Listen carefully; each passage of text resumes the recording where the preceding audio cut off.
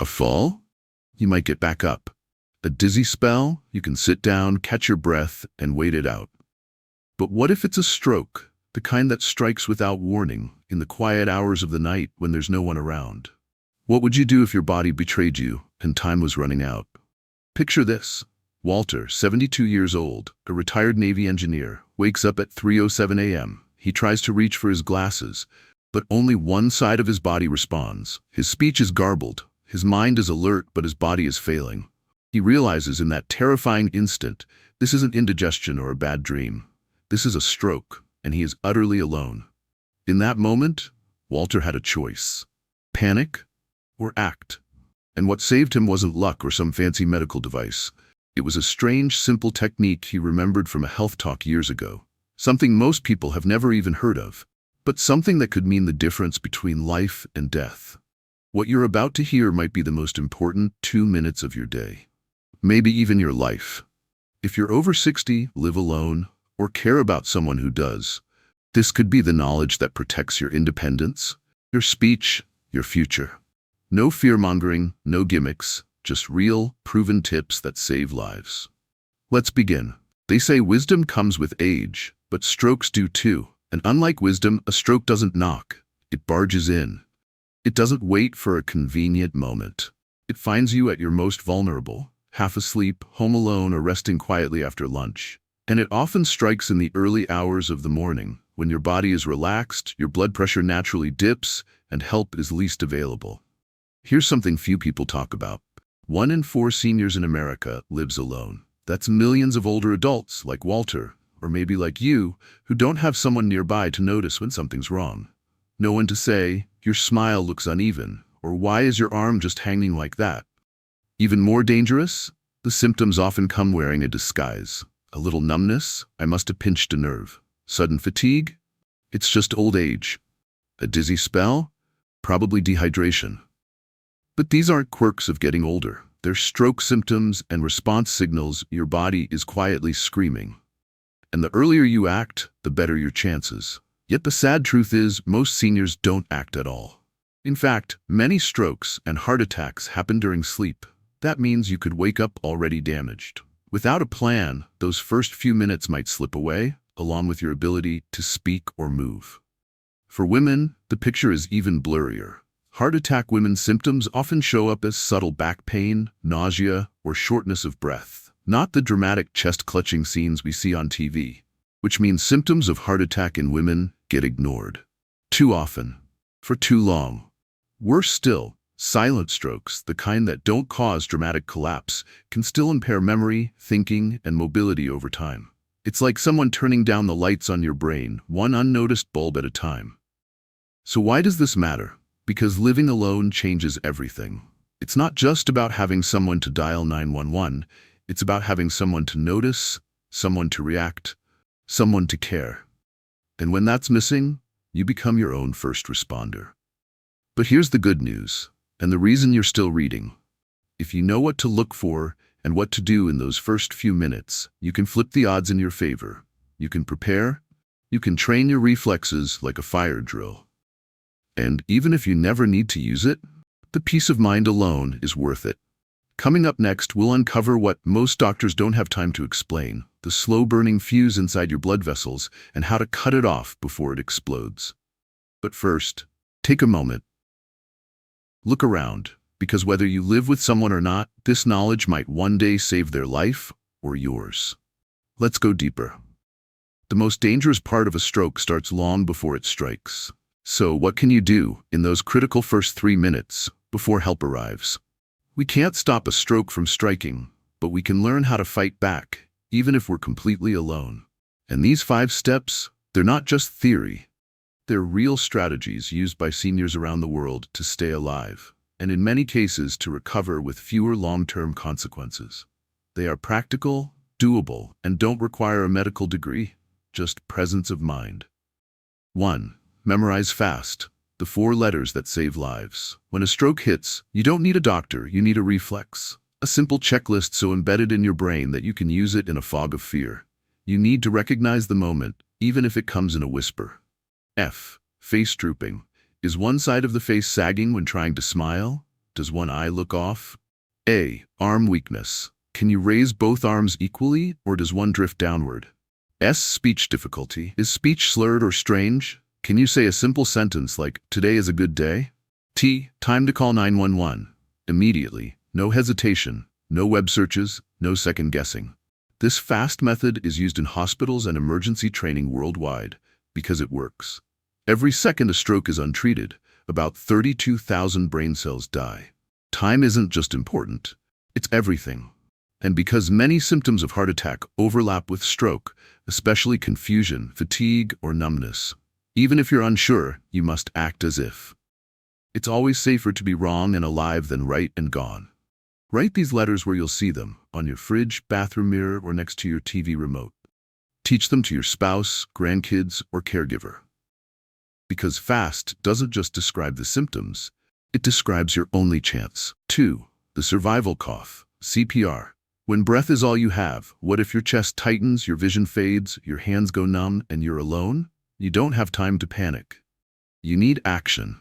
And in that moment, one of the simplest tools could be the cough CPR. Yes, it sounds strange, but here's why it matters. Coughing rhythmically every 2 seconds keeps blood flowing. The pressure from the cough helps push oxygen to your brain. It can maintain your consciousness, which is your most valuable asset when alone. Imagine trying to blow out a stubborn birthday candle over and over. That's the rhythm. Cough CPR is not a cure or a replacement for emergency care. But if your heart rhythm is faltering, as it sometimes does during the early stages of a stroke or heart attack, it can give you just enough time to stay awake, reach help, and stabilize. Make no mistake, this reflex has saved lives. It's not a gimmick, it's a bridge. Use it wisely. 3. Survival position. How to sit to keep blood flowing. When your body refuses to cooperate, your posture becomes your protector. If you can't walk, sit. But how you sit can mean everything. Here's the optimal position. Sit slightly forward, elbows on your knees like you're catching your breath. Keep your head higher than your heart to encourage blood flow to your brain. Avoid lying flat. It can make it harder to breathe and worsen disorientation. If you feel faint or lightheaded, brace yourself against something sturdy to avoid collapse or injury. Why is this important? Because stroke can cause sudden drops in blood pressure, and lying down improperly can compound the problem. This position helps stabilize your nervous system, preserves circulation, and slows further damage. Think of it as your emergency shelter, a simple position that creates a little more time and a little more oxygen for your brain. 4. What to eat to keep blood vessels slippery. The best way to survive a stroke is to prevent it before it happens, and prevention begins in the kitchen. Your blood vessels are living tissue, and they respond to what you eat every single day. If you want them clear, elastic, and strong, here's what to focus on. Eliminate added sugars, especially the sneaky kind in sauces, low-fat snacks, and processed cereals. High sugar equals high insulin equals high inflammation. Swap regular salt for sea salt or Himalayan salt. They support hydration and nerve signaling without causing dangerous sodium spikes. Eat leafy greens like spinach, kale, and arugula. They're rich in nitrates which help widen blood vessels. Add omega-3 fats from salmon, mackerel, flax seeds, or walnuts. They reduce blood clot risk and lower bad cholesterol. Stay hydrated. Even mild dehydration thickens the blood, increasing stroke risk. This isn't about a trendy diet. This is about the best diet for heart disease. The one that reduces inflammation, supports vessel repair, and makes you more stroke-resistant day by day. Consider a vitamin for heart health, or ask your doctor about supplements for heart health tailored to your specific needs. Because the goal is simple: keep the blood flowing, keep the pipes clean. Let your food become your first medicine and your strongest defense. 5. Your alarm network. Build a personal emergency system. Let's get practical. If a stroke hits when no one's watching, your life depends on the systems you've built in advance. Here's how to create your personal emergency network. Wearable medical alert devices. They now come in watch form, pendant form, even smartphone compatible. Press one button, and help is notified. Phone setup. Program a one-touch emergency contact on your home screen. Add labels like ICE, daily check-in system, a quick "I'm okay" message to a friend or family member at the same time each day. If they don't hear from you, they call. Neighborhood allies. Let one or two trusted neighbors know about your situation. Exchange numbers. Be visible. Build trust. Smart home tools. Consider voice assistants like Alexa or Google Home that respond to call 911 or I need help. These tools are not for the elderly, they're for the wise, the prepared, the independent. Because survival isn't just about knowing what to do, it's about creating systems that protect you when you can't. And remember, strokes strike fast, but you can be faster. You don't need to live in fear. You just need to live prepared. A stroke doesn't arrive uninvited. It doesn't strike like lightning out of nowhere. It's more like a fire, slow, silent, and smoldering for years beneath your skin.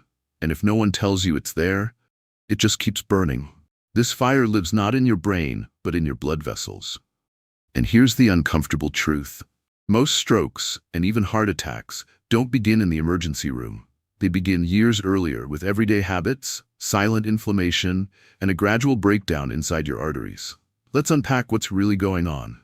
When you eat too much sugar, not just sweets, but the hidden kinds in low-fat yogurts, sandwich bread, ketchup, or salad dressings, your blood sugar spikes. Your pancreas pumps out insulin to control it, but over time, your cells stop responding to that insulin. That's insulin resistance, and it's the first match in the fire. Now add in refined vegetable oils, elevated blood pressure from stress or excess sodium, chronic stress, raising your cortisol and tightening your vessels, sedentary habits that slow circulation and reduce vessel elasticity. The result? The inner lining of your blood vessels, called the endothelium, becomes inflamed, like a scraped knee that never heals. Your body, in an effort to repair the damage, sends in cholesterol, platelets, and fibrin to patch the walls. But over time, these patches harden into plaque. The arteries narrow, they lose their flexibility, and circulation suffers. Until one day, a clot forms, and it doesn't move. That's when the blood flow stops. That's when oxygen doesn't reach the brain. That's when a stroke hits. But sometimes the warning doesn't come as a stroke. It's subtler, what doctors call a silent heart attack. No dramatic chest pain, no collapse, just fatigue, light nausea, shortness of breath, maybe some back discomfort. Most people, especially women, dismiss it as aging or being a little off. And by the time it's discovered, the damage is done. These are the symptoms of silent heart attack, quiet killers that hide in plain sight. Here's a visual to remember. Your arteries are like old pipes under an aging house. You don't see the rust, you don't hear the pressure building. But one little blockage, and everything backs up or bursts. And that's why strokes feel sudden, because no one noticed the years of pressure building behind the walls. Now here's the empowering part. You don't have to wait for symptoms. You don't have to be a victim of this silent fire. You can put it out. You can reverse the damage. How? Cut sugar and processed foods, especially the ones that spike insulin and fuel inflammation. Embrace healthy fats from olive oil, avocados, nuts, and wild-caught fish. These protect the lining of your vessels. Move daily. Even a 20-minute walk can improve vessel elasticity and oxygen delivery. Lower stress through deep breathing, prayer journaling, music, or time in nature. Stress hormones tighten vessels and raise pressure. Support circulation with micronutrients like magnesium, vitamin K2, and CoQ10. These are the best diet and lifestyle foundations for heart disease, and they're especially effective for seniors. And remember, it's not about perfection. It's about consistent, small steps, the kind that cool the fire quietly and restore your body's natural healing rhythm. This isn't fear-mongering. It's empowerment backed by science. Because when you understand what can cause a heart attack or a stroke and how long the fuse has been burning, you stop walking blind into your future. You become a partner in your own healing. And that's when prevention becomes powerful. Take this knowledge as your flashlight, because in the next section we're going to show you how to act, how to survive, and how to outsmart the odds. Even when you're completely alone. Are you ready? Let's step into the moment that could one day save your life. No one likes to think about strokes. It's not exactly dinner table conversation. But sometimes the hardest things to talk about are the ones that matter the most. Preparing while everything still feels fine isn't about fear. It's an act of quiet love. A way of saying, I'm still here. And there's more I want to live for. Your body speaks to you every day. through your breath, your heartbeat, the way your reflection looks back at you in the morning. These aren't signs of just aging. They're whispers, asking you to pay attention, gently, before they have to scream. This channel wasn't built to scare or overwhelm. It was created with one mission: to help you understand your body, not through fear, but through clarity and care. Because after 60, you don't need more noise. You need depth. Not vague advice, but clear, timely guidance. From someone who respects your years, your wisdom, and your right to decide how you live. We're here as a companion, with knowledge, yes, but also with heart. With clinical experience, but also with the humility to keep learning. And above all, with one purpose: to help you live stronger, more peacefully, and more purposefully. You've been through loss, change, even war. A dizzy spell won't scare you, but one right decision at the right moment could change everything that comes next. This isn't just about medicine, it's about trust, about preparation, about how we care for ourselves, not because we fear dying, but because we want to live with intention. And if you're wondering, is it too late? The answer is no. It's never too late to understand your body, to protect your future, and to make the most of the years still waiting for you.